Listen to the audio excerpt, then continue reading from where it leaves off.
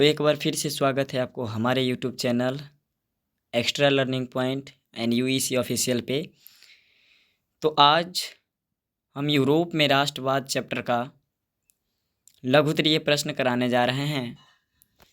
Question number first है आपका इसमें राष्ट्रवाद, यानी कि राष्ट्रवाद होता क्या है। ठीक है, तो डियर स्टूडेंट कह रहा है कि अपने देश के प्रति मतलब अपने देश से प्रेम की भावना को दर्शाना ही क्या कहलाता है, राष्ट्रवाद। अगर आप इसको अच्छा से पढ़ते हैं तो कहा जाता है कि राष्ट्रवाद एक ऐसी जागृति का प्रतिफल है जो किसी विशेष क्षेत्र में रहने वाले लोगों में एकता का वाहक बनती है। यानी कि सीधा सा समझिए कि राष्ट्रवाद अपने देश के प्रति प्रेम की भावना को जागृत करना राष्ट्रवाद कहलाता है। ठीक है, आपका अगला क्वेश्चन है मेजनी कौन था। मेजनी कौन था, तो क्या कह रहा है, मेजनी जो है वो साहित्यकार, गणतांत्रिक विचारों का समर्थक और एक योग्य सेनापति था। मेजनी क्या था सर, एक साहित्यकार था, गणतांत्रिक विचार का समर्थक था और एक बहुत ही अच्छा योग्य सेनापति था। ठीक है, इन्होंने गुप्त दल कार्बोनरी मतलब इनका जो संबंध जो था वो एक गुप्त दल था जिसका नाम था कार्बोनरी। तो कार्बोनरी से इनका संबंध था। इन्होंने सन 1831 ईस्वी में यंग इटली और सन 1834 ईस्वी में क्या किया था, यंग यूरोप का स्थापना भी किया था। ठीक है, अगला क्वेश्चन इसी में अगला क्वेश्चन कह रहा है कि जर्मनी के एकीकरण, यानी जर्मनी के एकीकरण होने में क्या क्या बाधाएं थी।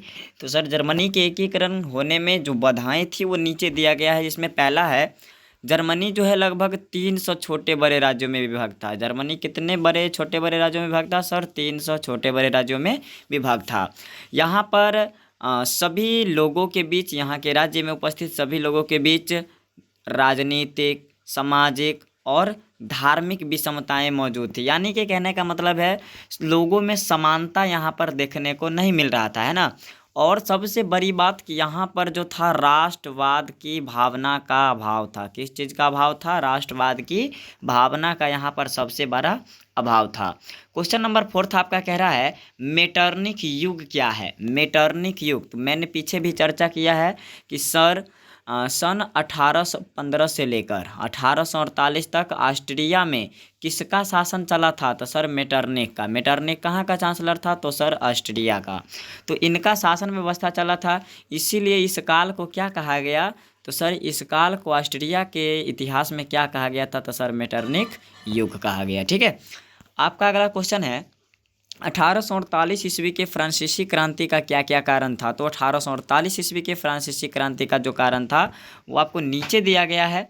1848 ईस्वी के फ्रांसीसी क्रांति का बहुत सारा कारण था, जिसमें पहला फर्स्ट पॉइंट आपका कह रहा है लुई फिलिप की कमजोर एवं उदारवादी नीति, मतलब कमजोर ये नीति बनाया, नियम बनाया जिसको कोई भी आकर उल्लंघन करके चला जाता था। अगला पॉइंट आपका कह रहा है लुई फिलिप की असफल विदेश नीति। असफल मतलब इसका जो विदेश नीति था वो कभी भी सफल न हो पाया। इसके बाद है इनके शासनकाल में, यानी कि लुई फिलिप के शासनकाल में भूखमरी और बेरोजगारी जैसी समस्याओं को बढ़ना, ये फ्रांसीसी क्रांति का सबसे प्रमुख कारण था। ठीक है, अगला है आपका इटली जर्मनी के एकीकरण में ऑस्ट्रिया की क्या भूमिका थी। देखिए बच्चों क्या कह रहा है, तो सर इटली और जर्मनी के एकीकरण में ऑस्ट्रिया जो था वो बाधक बना हुआ था। क्या बना हुआ था, बाधक, मतलब यह हमेशा बाधा उत्पन्न करता था इसको एकीकरण होने में, है ना। इटली की बात किया जाए तो कह रहा है 1830 की क्रांति के बाद इटली में जो नागरिक आंदोलन शुरू हुआ है ना, नागरिक आंदोलन इटली में कब शुरू हुआ, तो 1830 के क्रांति के बाद, जिन्हें जुलाई की क्रांति के नाम से भी जाना जाता है। उसे ऑस्ट्रिया के चांसलर, अब ऑस्ट्रिया का चांसलर कौन था, ऑस्ट्रिया का चांसलर अभी मैंने पढ़ाया मेटरनिख युग, यानी मेटरनिख था, है ना। इन्होंने क्या किया, उस क्रांति को दबा दिया। कौन, तो ऑस्ट्रिया का चांसलर मेटरनिख। ठीक है, जिससे इटली का एकीकरण क्या हो गया, रुक गया, मतलब इटली का एकीकरण नहीं हो पाया। अगला है जर्मनी की बात किया जाए, जर्मनी के एकीकरण में ऑस्ट्रिया की भूमिका की बात किया जाए तो कह रहा है जर्मनी में राष्ट्रवादी भावना को कुचलने के लिए ऑस्ट्रिया के चांसलर मेटरनिख ने दमनकारी, मतलब ये मेटरनिख भैया जो था वो यहाँ पर भी अपना दबदबा स्थापित किया था, दमनकारी नीति अपनाया था, जिससे जर्मनी का एकीकरण जो है वो बाधित हो गया, यानी पूर्ण न हो पाया। अगला पॉइंट कह रहा है वियना कांग्रेस की 2 उपलब्धियां कौन कौन सी थी। तो सर वियना कांग्रेस की जो दो उपलब्धियां थी वो नीचे दिया गया है। आपका फर्स्ट पॉइंट कह रहा है कि वियना कांग्रेस के द्वारा किस राजवंश का, मैंने पहले भी बताया था, बुर्बो राजवंश का, किस राजवंश का, बुर्बो राजवंश का पुनः स्थापना किया गया था, है ना। और मैंने बताया था कि इस राजवंश के स्थान पे कौन सा राजवंश आया था, तो सर आर्लेयंस, क्या आया था, आर्लेयंस राजवंश आया था। ठीक है। वियना कांग्रेस द्वारा लुई 18वां को फ्रांस का राजा बना दिया गया। मतलब वियना कांग्रेस जिसका स्थापना कब हुआ था, है ना, 1815 में। कब हुआ, 1815 में। ठीक है। या वियना सम्मेलन, वियना कांग्रेस का चर्चा जब ही आएगा तो समझ लीजिएगा 1815 की चर्चा हो रही है। और इन्होंने वियना कांग्रेस ने किसको राजा बनाया था, सर लुई 18वां को। ठीक है। अब गैरिबल्डी की कार्यों की चर्चा की बात की जा रही है यहाँ पे। तो गैरिबल्डी का मानना था कि इटली का एकीकरण युद्ध के बिना संभव नहीं है। गैरिबल्डी भैया क्या कह रहे थे, कह रहे थे कि जब तक युद्ध नहीं होगा तब तक इटली का एकीकरण पूर्ण हो ही नहीं सकता है। इसलिए उन्होंने आक्रमणकारी नीति, है ना, मतलब ये चाहता था कि आक्रमणकारी नीति को अपनाया जाए। ठीक है। और अपनाया भी इन्होंने आक्रमणकारी नीति को, और साथ ही इन्होंने लाल कुर्ती और स्थानीय किसानों की सहायता से सिसिली और नेपल्स पर अपना अधिकार कर लिया। ये क्वेश्चन बहुत ज़्यादा इंपॉर्टेंट है, थोड़ा सा देख लीजिएगा आप लोग कि सिसिली और नेपल्स पर किसने अधिकार किया था, तो सर क्या हो जाएगा, गैरिबल्डी ने। ठीक है। गैरिबल्डी ने क्या किया था, सिसिली और नेपल्स पर अपना आधिपत्य जमाया था। ठीक है। इन्हें सार्डिनिया में मिला दिया, है ना। अब देखो सिसिली और नेपल्स को जीत कर इन्होंने किस में मिला दिया, तो सर किस में मिला दिया था, सार्डिनिया में। किस में मिलाया, सार्डिनिया में।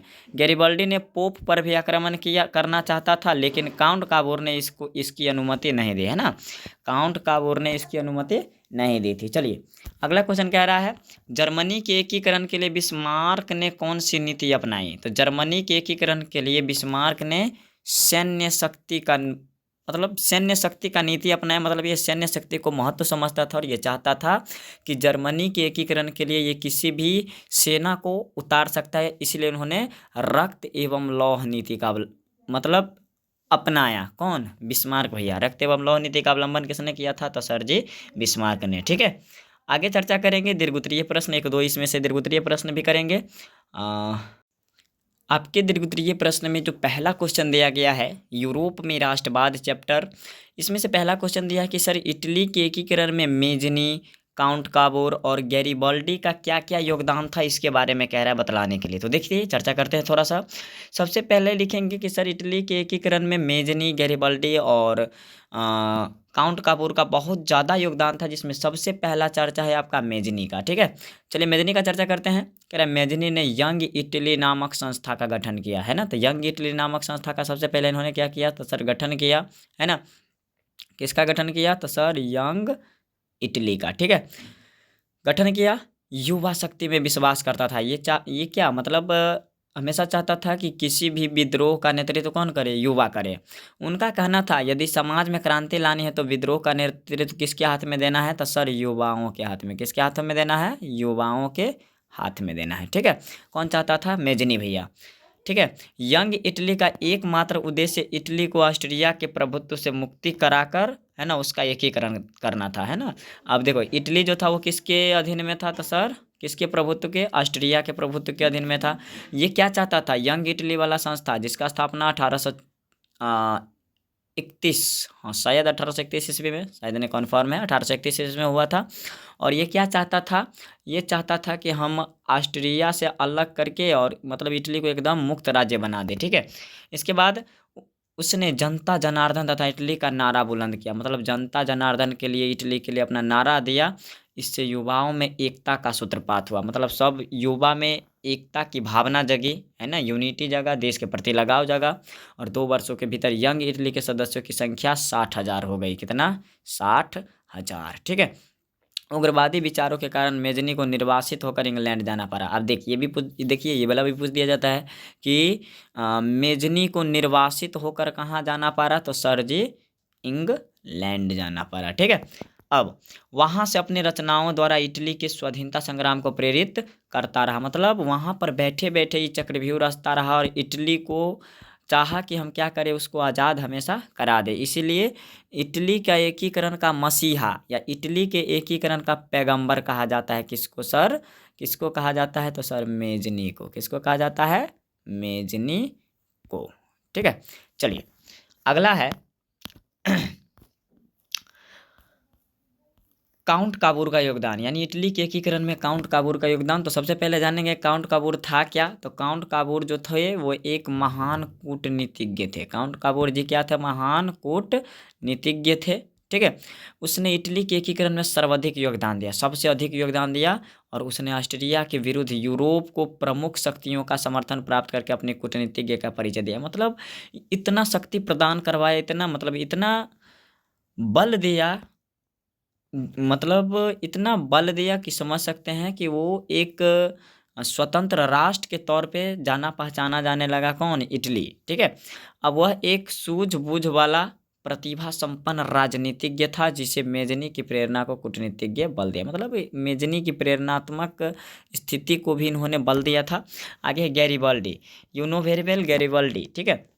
गैरिबाल्डी को इटली का तलवार कहा जाता है। देख, बहुत अच्छा क्वेश्चन है। इटली का तलवार किसको कहा जाता है, गैरिबाल्डी को। उन्होंने लाल कुर्ती नामक युवाओं का एक संगठन कायम किया। लाल कुर्ती युवाओं का संगठन किसने बनाया था, तो सर गैरिबाल्डी ने बनाया था, ठीक है।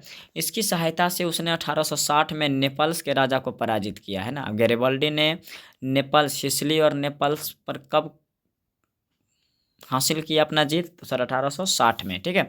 बाद में सिसिली और पोप को भी अपने कब्जे में लिया। आगे क्या कह रहा है कि इसके बाद गैरिबाल्डी ने अपने सारे जीते हुए इलाकों को विक्टर इमैनुअल को दे दिया। किसको दे दिया, विक्टर और इमैनुअल को सौंप दिया कि भैया ले, हम जीत दिए, तुम इसका राजकाज एकदम संभालो। विक्टर को इटली का राजा घोषित किया, यानी प्रधानमंत्री नियुक्त किया गया। पिडमाउंट सार्डिनिया का नाम बदलकर इटली राज्य कर दिया गया, यानी पिडमाउंट और सार्डिनिया का जो नाम था उसको चेंज करके और इटली उसका नाम रख दिया गया, ठीक है। आगे है 1848 ईस्वी की फ्रांसीसी क्रांति का क्या क्या कारण था। तो सर 1848, उससे पहले चर्चा करेंगे 1830। तो 1830 की क्रांति के बाद 1830 की क्रांति के बाद लुई फिलिप फ्रांस का राजा बना। 1830 की क्रांति के बाद फ्रांस का राजा कौन बना, लुई फिलिप, है ना। उसने अपने विरोधियों को खुश करने के लिए स्वर्णिम मध्यम वर्गीय नीति का अवलंबन किया। तो स्वर्णिम मध्यम वर्गीय नीति का अवलंबन किसने किया था, तो सर आपका राइट आंसर हो जाएगा फ्रांस का शासक लुई फिलिप, ठीक है। 1840 में इन्होंने किसको प्रधानमंत्री बनाया, तो सर गीजो को। किसको बना दिया, गीजो को, है ना। लुई फिलिप ने प्रधानमंत्री किसको बनाया, गीजो को। कब बनाया, 1840 ईस्वी में, ठीक है। जो एक घोर कट्टरवादी प्रतिक्रियावादी शासक था। वह किसी भी तरह के वैधानिक, सामाजिक और आर्थिक सुधारों के विरुद्ध था। मतलब समाज के सुधार, है ना, ये मतलब समाज के पक्ष में ये नहीं था। कौन, तो गीजो, ठीक है। ये चाहता था कि समाज मेरे सामने में झुक कर रहे। फिलिप के पास कोई सुधारात्मक कार्यक्रम नहीं था और न ही उससे विदेश नीति में कोई सफलता हासिल हो रही थी। मतलब न तो कोई अच्छा काम था उनके पास, न उसको किसी चीज़ में सफलता मिल रहा था, खासकर विदेश नीति में, है ना। और क्या कह रहा है देखिए, उसके शासनकाल में देश में भूखमरी, बेरोजगारी व्याप्त हो गई। मतलब इनके शासनकाल में देश में क्या क्या आ गया था सर, भूखमरी और बेरोजगारी की समस्या, है ना। अतः सुधारवादियों ने 22 फरवरी 1848 को 22 फरवरी 1848 ईस्वी को पेरिस में थियर्स के नेतृत्व में एक विशाल भोज का आयोजन किया, है ना। आप पेरिस में इन्होंने क्या किया, एगो भोजन का आयोजन किया थियर्स में, ठीक है। कब, 22 फरवरी 1848 ईस्वी को। अब क्या कह रहा है देखिए, राजा ने इस पर रोक लगा दिया, मगर राजा कहा कि भैया आप विदाउट परमिशन के आप हम भोज नहीं कर सकते यहाँ पर। अतः पेरिस में विरोध प्रदर्शन हुआ, जुलूस निकाले गए। इस पर पुलिस ने गोली चला दी, जिसमें अनेकों लोग मारे गए। अतः दमनकारी नीति अपनाए जाने के कारण 1848 ईस्वी में क्या हुआ, तो सर 1848 ईस्वी की क्रांति की शुरुआत हो गई। आज के लिए फिलहाल इतना ही, मिलते हैं अगले क्लास में। अगर आप हमारे चैनल पर नए हैं तो चैनल को सब्सक्राइब कीजिए। जब तक के लिए tata, good bye and see you soon, good night.